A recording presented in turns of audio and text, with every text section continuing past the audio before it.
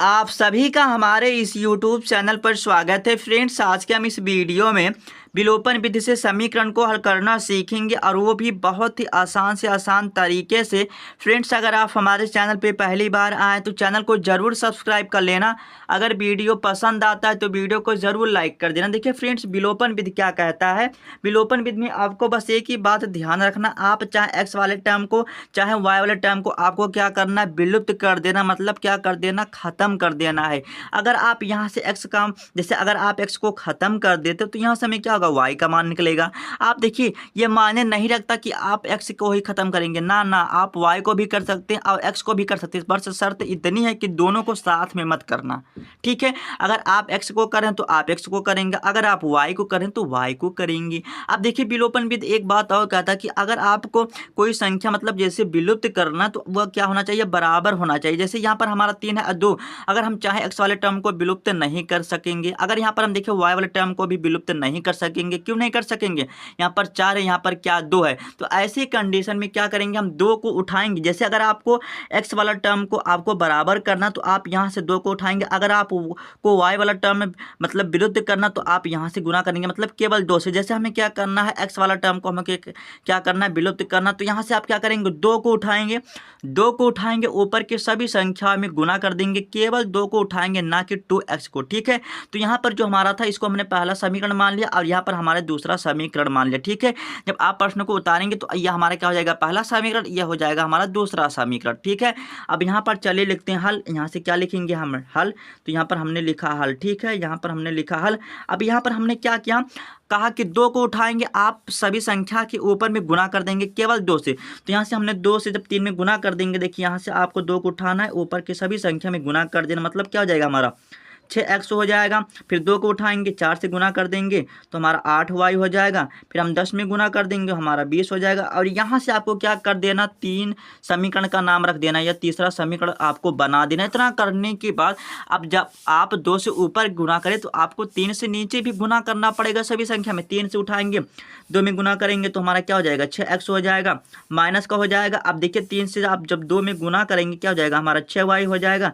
अब 2 से गुना करेंगे, हमारा 6 हो जाएगा। इसको क्या करेंगे, समीकरण 4 का नाम दे देंगे। देखिए फ्रेंड, आपको हर प्रश्न में यही करना है।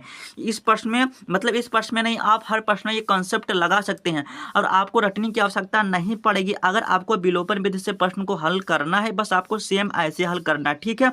यहाँ पर इतना करने के बाद अब आपको लिखना है समीकरण 3 या समीकरण 4 से लिख देंगे। समीकरण 3 में से समीकरण 4 को घटाने पर, ऐसा क्यों, क्योंकि हमें एक्स वाला मतलब पद को क्या करना, काटना। तो यहाँ पर देखिए हमारा प्लस है और यहाँ पर हमारा क्या है, प्लस है, तो नहीं कटेगा, जुड़ जाएगा। तो यहाँ पर हम लिखेंगे समीकरण 3 में से समीकरण 4 को घटाने पर, या लिखेंगे समीकरण 3 व समीकरण 4 को 4 से। तो लिखते हैं, अब देखिए फ्रेंड्स, हमने लिखा समीकरण 3 व समीकरण 4 से। तो यहाँ पर हमारा तीसरा समीकरण और हमने क्या किया, चौथे समीकरण को उतार दिया। अब यहाँ पर लिखेंगे हम घटाने पर, ठीक है।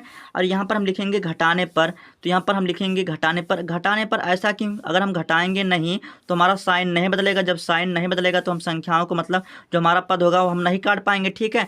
तो यहाँ पर देखिए जब हम घटाते तो हमारा जो साइन होता है बदल जाता है। यहाँ पर प्लस होता बट लिखा नहीं, तो यहाँ पर माइनस हो जाएगा, और यहाँ पर माइनस है तो प्लस हो जाएगा, और यहाँ पर हमारा माइनस हो जाएगा। और एक बात और आपको ध्यान रखनी, जो हमारा साइन लग जाता है बस इसकी वैल्यू रह जाती है, यहाँ पर इसकी वैल्यू खत्म हो जाती है, ठीक है। यहाँ पर हमारा क्या हो जाएगा, कैंसिल हो जाएगा।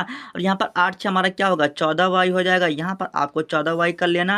अब 20 में आपको क्या करना, 6 को जोड़ लेंगे, मतलब यहाँ पर आपको घटाना, बाबू यहाँ पर जोड़ दे, मैं कह रहा हूँ आपको घटाना, क्योंकि यहाँ पर माइनस लगा है, ठीक है। तो यहाँ पर आप जब घटा लेंगे क्या हो जाएगा, हमारा 14 प्राप्त हो जाएगा। अब यहाँ पर देखिए गुना कर रहा है, इधर आएगा भाग करेगा तो आप कट जाएगा, तो y का मान हमारा निकल के आ जाएगा 1। अब इतना करने के बाद सब बच्चे यहाँ तक कर लेते हैं। उसके बाद आप क्या कर देते, सबसे बड़ी गलती कर देते, गलती ये कर देते, सोचते हैं y का मान हम समीकरण 3 में रखें कि 4 में रखना है। आपको कहीं नहीं रखना। देखिए जो y का मान है आपको ना ही समीकरण 3 में रखना, ना ही समीकरण 4 में रखना है।